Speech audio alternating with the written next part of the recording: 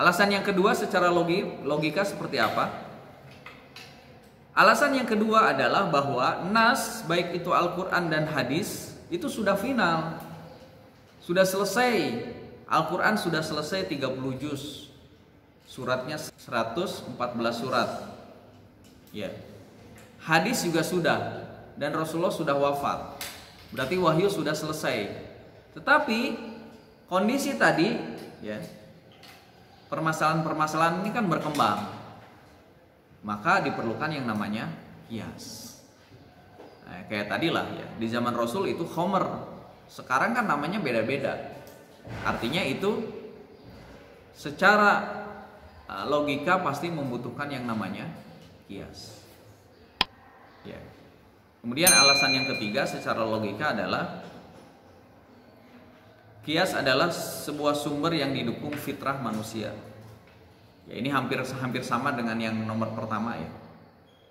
Kalau yang pertama itu adalah kaitannya dengan kemaslahatan umat. Kalau ini secara fitrah. Jadi secara fitrah ini sesuatu yang tidak baik pasti akan merugikan.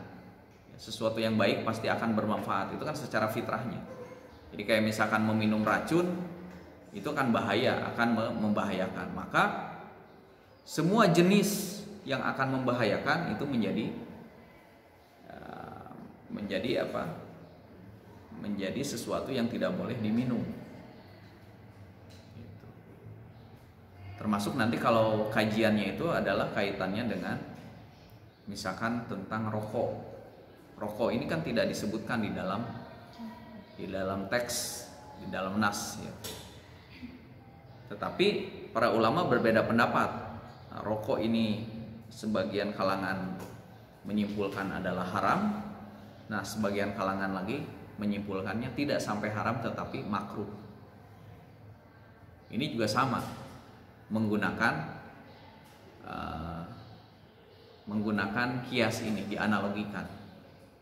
Ya, dianalogikan bahwa kita itu tidak boleh merusak atau membunuh diri kita sendiri. Itu dikiaskan karena rokok itu membunuhmu. Ya kan, sebagaimana di iklannya, rokok membunuhmu gitu kan. Kalau dulu kan rokok akan menyebabkan impoten, terus akan mengakibatkan keguguran dan lain sebagainya. Kalau dulu gitu ya. Kalau sekarang langsung to the point, rokok membunuhmu gitu ya. Ya. Nah, ini juga kenapa di dalam kajian pembahasan ini hukum rokok ini ada dua. Ada sebagian yang mengatakan bahwa rokok ini sampai kepada haram. Ada kalangan atau sebagian kalangan rokok ini tidak sampai haram tetapi makruh.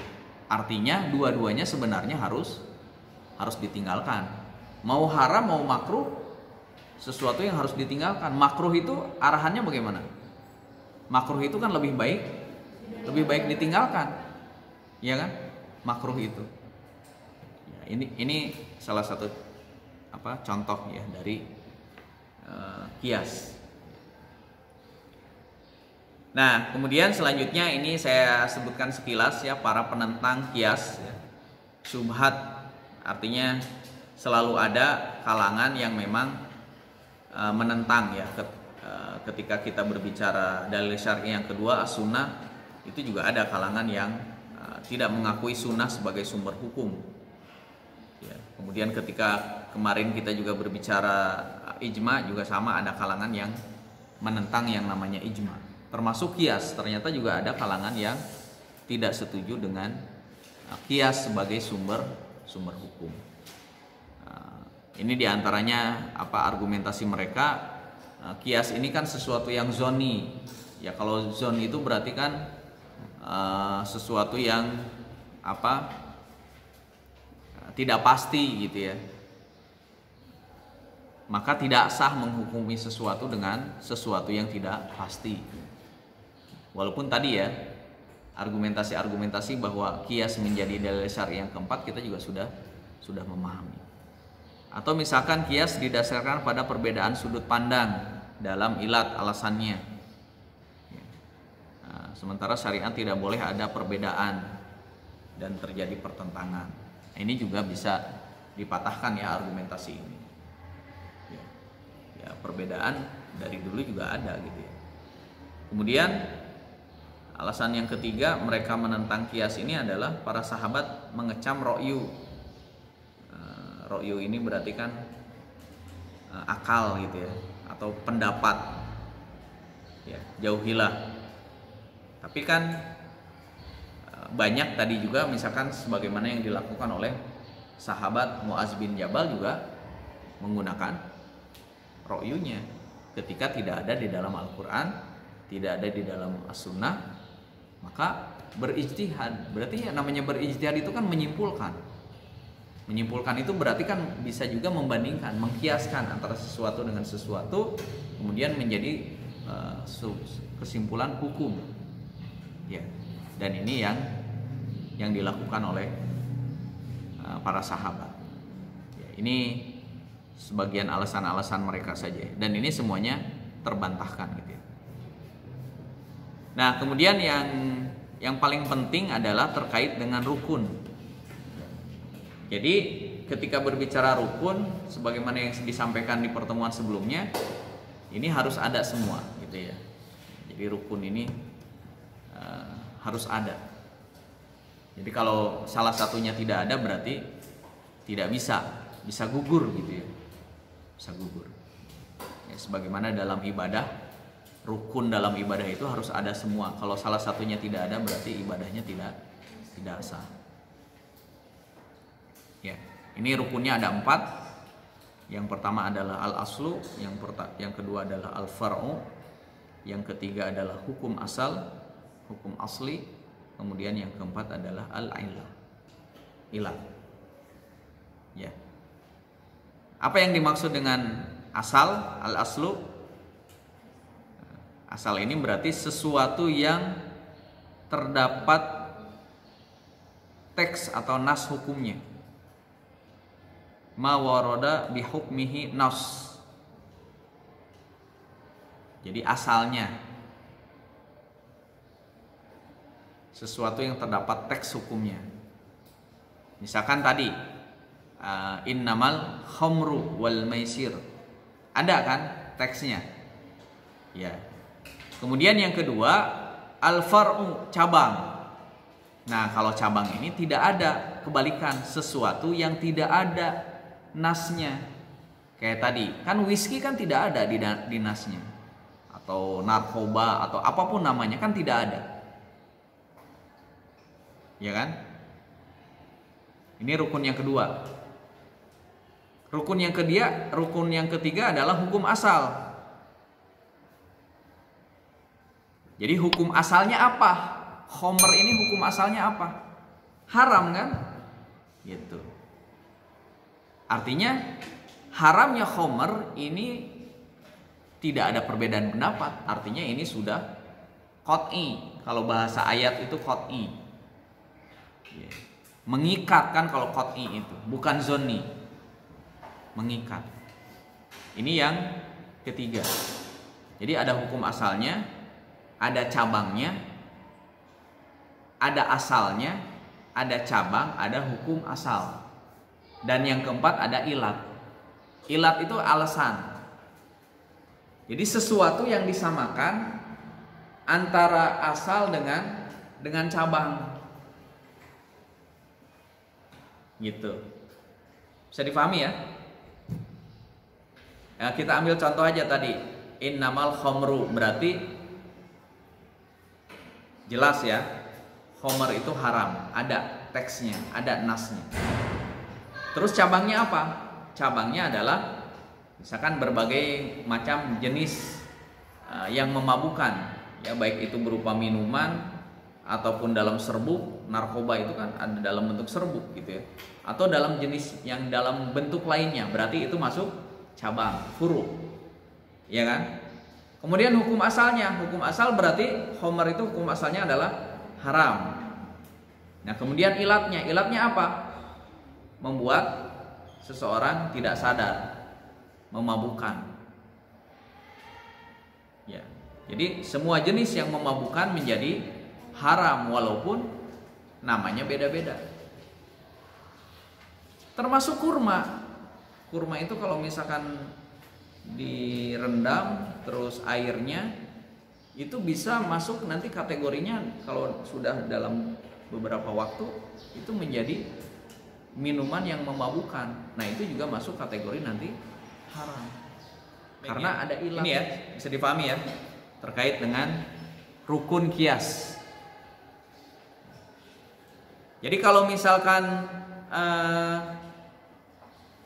asalnya tidak ada, nah itu tidak bisa dikiaskan. Atau misalkan hukum asalnya tidak ada, ya nggak bisa. Atau misalkan ilatnya, penyebab ataupun alasan pengharaman sesuatunya tidak ada, ya itu tidak bisa.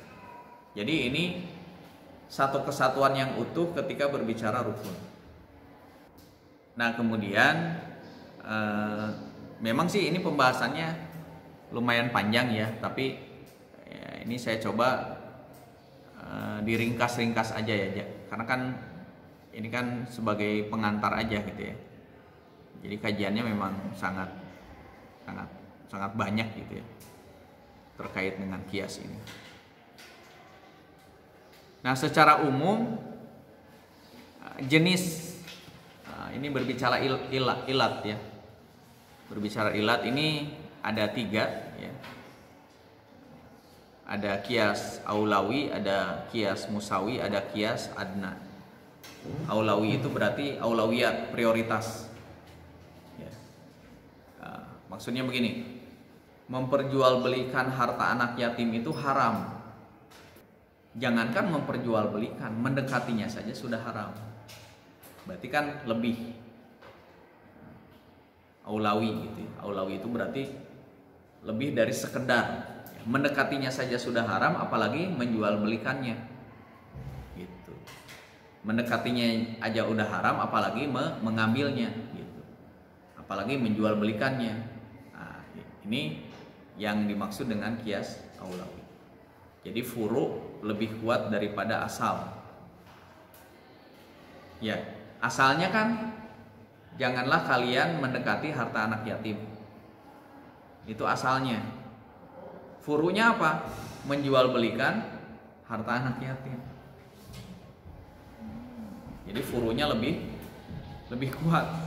Mendekati aja nggak boleh, apalagi mencuri, apalagi mengambilnya, apalagi merampasnya, apalagi menjual belikannya. Nah, itu.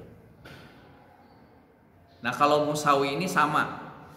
Musawi ini sawaun ya, sama gitu. Ini contohnya. Jadi asal dan furu ini sama. Asal dan furunya sama. Ini musawi.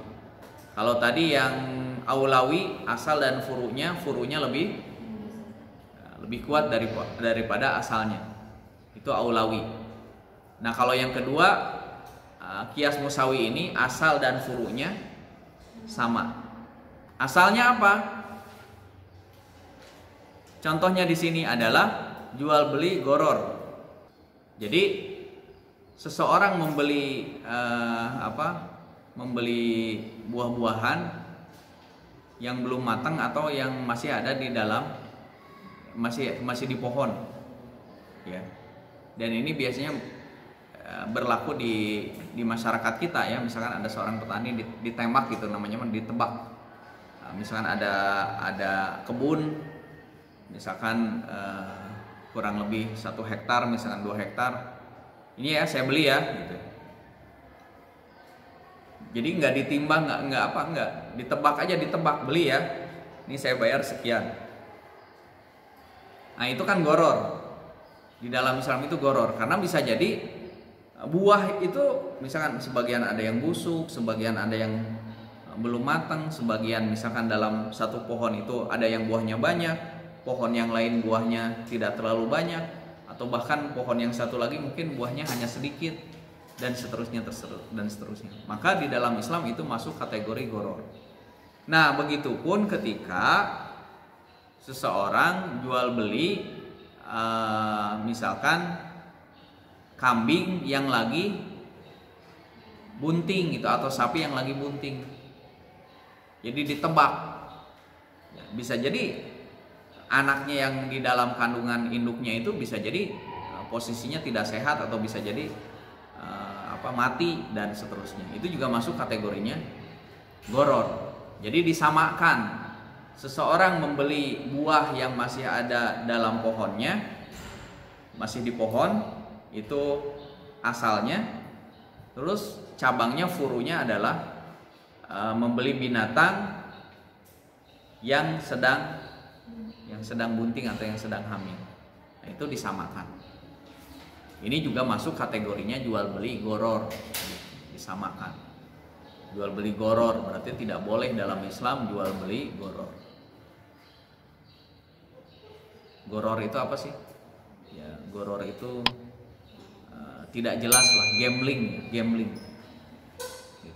Nah, kemudian yang ketiga adalah kias adna. Kalau aulawi tadi lebih atas, kalau adna itu lebih bawah.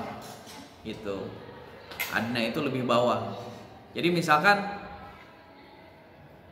dia mengkiaskan dengan harga yang lebih rendah atau yang lebih murah. Jual beli yang berharga dikiaskan dengan yang lebih rendah atau yang lebih murah harganya. Ya. Nah, ini berbicara ketika berbicara ilat ya tadi ya, ilat. Jadi ada aulawi, ada musawi, ada kias adna. Baik ya. Sedikit lagi. Nah, selanjutnya ini contoh-contoh ya. Contoh-contoh kias dalam prakteknya, aplikasi kita di lapangan. Contohnya ini tadi terkait dengan khomer. Teksnya di sini tentang khomer ini adalah innamal khomru wal maisiru wal ansobu wal azlamu rijum min amali syaiton. Terus fajtanibu, kan ada kata-kata fajtanibu, jauhilah ya, jauhilah. Nah, redaksi kata-kata jauhilah ini menjadi haram meminum khomer atau yang memabukkan. Nah, terus contoh yang kedua disebutkan juga tentang 6 jenis ini. Al-asya as-sittah, al-dhahab wal fiddah wal bur wasyair wat tamar wal milah. Jadi ini dikiaskan dengan semua produk yang bisa ditimbang, bisa diukur ya, bisa ditimbang, ada ukurannya gitu, ada timbangannya. Maka tidak boleh jual beli dengan cara riba fadl atau riba nasiah. Maksudnya begini, pinjam emas ya. Nah, kalau pinjam statusnya pinjam emas, maka lagi sejenis, dan itu tidak boleh dilebihkan. Berarti kalau dilebihkan itu lebihnya riba. Misalkan pinjam emas 2 gram ya. Kemudian kita bayar 5 tahun kemudian dengan emas 1,5 gram dengan alasan kan harganya beda sekarang mah gitu ya. Nah, itu tidak bisa karena statusnya minjemnya adalah emas. Jadi kita minjem emas tahun 90-an dan kita baru bayar misalkan sekarang tahun 2000-an, tahun 2023 minjem 2 gram, sekarang bayar juga 2 gram. Walaupun kalau misalkan dikonversi bisa jadi harganya sudah lebih tinggi sekarang. Misalkan dulu tahun 90-an harga emas cuman berapa? Mungkin cuman ratusan ribu. Kalau sekarang kan bisa tembus 1 juta 1 gram misalkan. Nah, itu tidak boleh dilebihkan karena ada penangguhan waktu tersebut. Ya pinjam 2 gram dibayar juga 2 gram. Nah, itu salah satu contohnya. Begitupun yang lain. Karena yang disebutkan dalam nas asalnya itu disebutkan nih secara definitif 6 jenis ini. Maka dikiaskan semua barang yang sejenis dengan itu, maka tidak boleh ada kelebihan. Ya. Yang disebut kalau dalam istilah jual beli nanti riba fadl ataupun riba nasiah. Riba fadl itu kelebihan ya. Fadl itu berarti ada kelebihan. Misalkan pinjam emas 2 gram, dia tambah misalkan jadi 2 gram 2 gram koma gitu ya, 2,1, 2,2 gitu jadinya misalkan. Ya komanya itu, koma 1, koma 2-nya itu menjadi riba. Riba ya sudah jelas haram. Ataupun minjem yang lain. Ya, kayak misalkan kurma ya, dulu minjem kurma misalkan berapa kilo gitu ya. Kemudian bayarnya dengan jenis dan timbangan yang sama. Ya, nah ini menjadi kategorinya tentang kias. Berarti kalau sekarang apa nih barang-barangnya? Ya, yang itu barang-barangnya bisa ditakar gitu ya. Kalau kurma misalkan kita kiaskan dengan beras gitu ya. Kurma ini kan gandum, kurma kan makanan pokoknya orang Arab gitu ya. Berarti kan kalau kita makanan pokok kita berarti kan beras. Jadi kalau pinjem beras 2 kilo ya nanti bayarnya juga 2 kilo kayak gitu. Nah, ini dikiaskan. Nah, contoh yang terakhir adalah tentang zakat profesi. Zakat profesi itu kan tidak ada cabang. Ya, aslinya apa? Asalnya zakat harta asalnya itu. Ya kan? Ya. Zakat itu kan yang asalnya itu ada zakat emas dan perak, ada zakat harta secara umum, ada zakat pertanian, ada zakat perdagangan, gitu kan. Nah, zakat profesi ini kias. Karena di zaman Rasul belum ada zakat profesi. Sehingga dikiaskan. Zakat profesi dikiaskan, nisabnya sama dengan zakat pertanian. Nisab zakat pertanian berapa? 650. Walaupun kalau mazhab Imam Syafi'i 720. Ya. Imam Syafi'i itu 720. Kalau ini mazhab Imam Abu Hanifah. Ya. 650. Berarti take home pay ya. Take home pay itu adalah yang diterima. Ya kalau misalkan harga berasnya 10.000, biar gampang hitungnya, berarti kalau ada seseorang yang gajinya 6,5 juta, berarti dia sudah nyampe nisab. Ya. Dan ini yang biasanya digunakan standar nisab di lembaga-lembaga zakat yang ada di Indonesia, di kisaran 6,5 juta sampai 7 juta, atau 6,5 juta sampai 8 juta, itu sudah nyampe nisab. Jadi kalau ada seseorang yang penghasilannya per bulan di kisaran 6,5 juta sampai 8 juta, maka dia sudah wajib membayar zakat profesi namanya. Nah, misalkan seorang dokter penghasilannya per bulan berapa? Pasti besar, masuk kategori zakat profesi. Ya. Dibayarnya kan kapan dibayarnya? Dibayarnya dikiaskan dengan zakat pertanian. Kalau zakat pertanian dibayarkannya seperti apa? Yauma hasodi, setiap panen. Berarti zakat profesi bayarnya setiap gajian atau setiap mendapatkan penghasilan tersebut. Ya.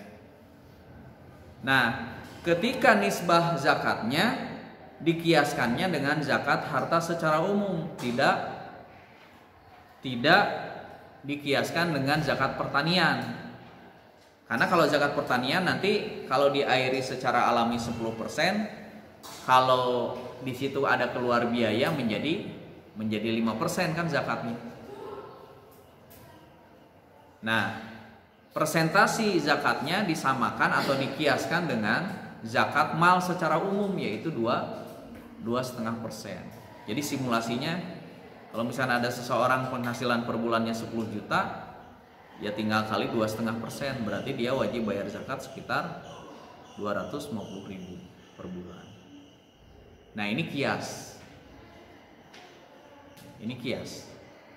Nah, nanti dalam fikih ada perdebatan di sini. Ya.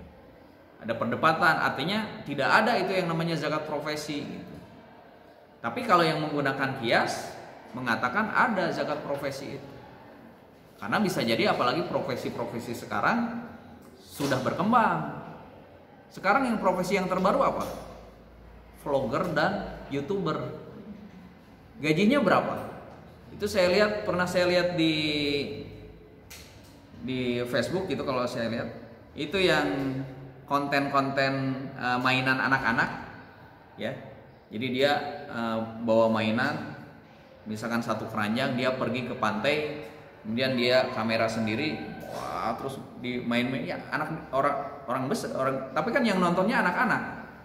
Itu penghasilannya di kisaran 30 sampai 40 juta per bulan. Karena saking banyak yang nontonnya.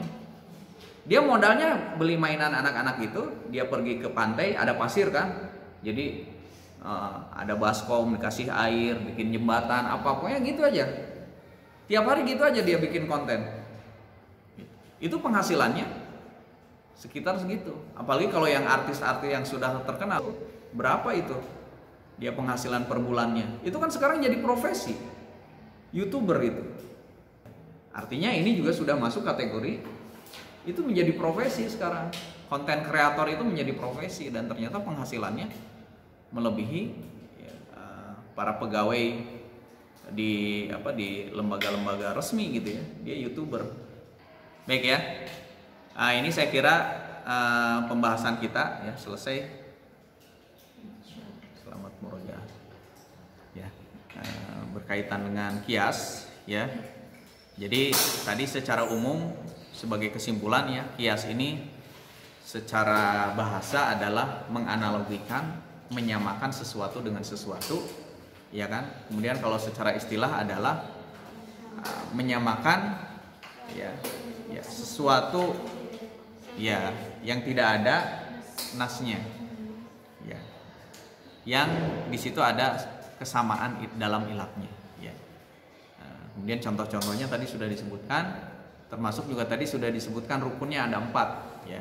Yang pertama adalah al-aslu, ya kan? Kemudian yang kedua adalah al-far'u, ya, furu'. Kemudian yang ketiga adalah hukum asal dan yang keempat adalah ilat. Ya. Jadi kalau misalkan itu saya kira sebagai kajian kita di pertemuan kelima ini, yaitu tentang kias. Silakan kalau ada yang mau ditanyakan. Assalamualaikum warahmatullahi wabarakatuh.